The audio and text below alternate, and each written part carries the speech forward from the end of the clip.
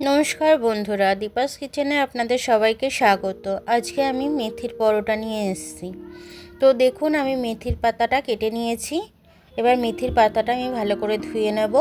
আর ওদিকে আমি 4টে আলু সেদ্ধ করতে দিয়েছি। আলুটা আমার এবার সেদ্ধ হয়ে গেছে। এবার আমি আলুটাকে গ্রেটার দিয়ে গ্রেট করে নেব। এইভাবে আমি এবার একটা ভাজা মশলা তৈরি করে নেব। এখানে আমি 3টে শুকনো লঙ্কা নিয়ে নিয়েছি, একটু জিরে নিয়ে নিয়েছি, ধনে নিয়ে নিয়েছি, একটু মৌরি নিয়েছি, একটু জোয়ান নিয়েছি। এটা আমি ভেজে গুঁড়িয়ে রেখে দেবো। এটা আমার মেথির পরোটা করতে গেলে এটা আমার লাগবে এই মশলাটা, যার জন্য আমি এই মশলাটাকে ভেজে তৈরি করে নিচ্ছি। এবার আমি এটা ভাজা বসিয়ে দিয়েছি, ওটা মিক্সিতে আমি গুঁড়ো করে নেব। আর মেথি শাকটাকে একটু নুন দিয়ে ভেজে নিচ্ছি আমি। শাকটা একটু ভাজা ভাজা হয়ে গেছে। এবার আমি আলুটা গ্রেট করে রেখেছিলাম ওটা দিয়ে দিলাম। এবার একটু নুন হলুদ এটার মধ্যে দিয়ে দেবো, দিয়ে এটাকে ভালো করে নাড়বো। তারপর নেড়ে তারপর মশলাটা, ভাজা মশলাটা দিয়ে দেবো।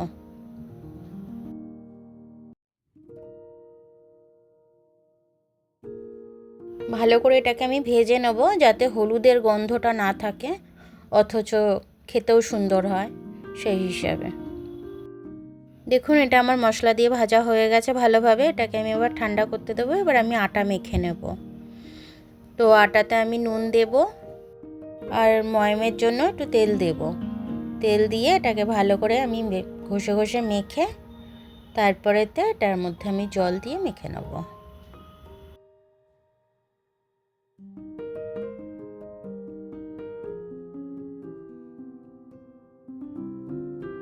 দেখুন, আমার আটাটা মাখা হয়ে গেছে। যেরকম পরোটা করে সেরকম নর্মালি ওরকমই নরম আটাটা মেখেছি আমি। এবার আমি পুরগুলো সবের মধ্যে ভরে নেব, মেথির পুরটা। তো পুরটা ভরে নিয়ে আমি ভালো করে হাতে কীভাবে চেপে চেপে নিচ্ছি একটু দেখে নেবেন, না হলে এক জায়গাতে থেকে গেলে বেলতে গেলে অসুবিধা হবে, ফেটে বেরিয়ে যাবে। এইভাবে চেপে চেপে চারিদিকে ছড়িয়ে দিতে হবে। আর এটা আমি বেলবো খুব হালকা হাতে, গায়ে জোর একদমই দেব না, তাহলে এটা পুরগুলো বেরিয়ে যাওয়ার চান্স থাকে। সেখানে আস্তে আস্তে বেলে নিয়েছি। এবার পরোটাটা আমি সেঁকতে চলে এসেছি। দেখুন, পরোটাটা আমি তেল দিয়ে দিয়েছি। এবার আমি পরোটা উল্টে দেব। দেখুন, পরোটাটা বেশ সুন্দর করে ফুলে উঠবে। তো পরোটাটা হয়ে গেলে আমি আপনাদের দেখাচ্ছি যে কীরকম হলো আমার পরোটাটা। দেখুন, এক এক করে আমার পরোটাগুলো প্রত্যেকটা আমার কিন্তু হয়ে গেছে।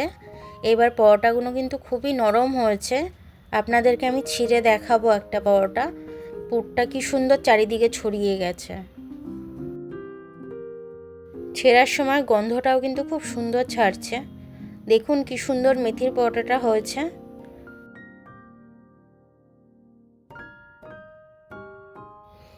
আপনারা যদি আমার রেসিপিটা ফলো করেন তাহলে এরকমই নরম আর এরকমই খেতে সুন্দর হবে। এটা আপনারা গরম গরম চা দিয়ে খেতে পারবেন, তরকারি দিয়ে খেতে পারবেন, সব কিছুতেই এটা ভালো লাগবে খেতে। আমার ভিডিওটা দেখার জন্য অনেক অনেক ধন্যবাদ। আমার ভিডিওটা যদি আপনাদের পছন্দ হয় তাহলে লাইক, সাবস্ক্রাইব, বেল আইকনটা টিপে দেবেন। আর যদি ফেসবুক থেকে দেখেন তাহলে লাইক আর ফলোটা করে দেবেন। আবার কাল দেখা হবে নতুন রেসিপির সাথে। ততক্ষণ আপনারা ভালো থাকবেন। আমি কালকে আবার আসছি।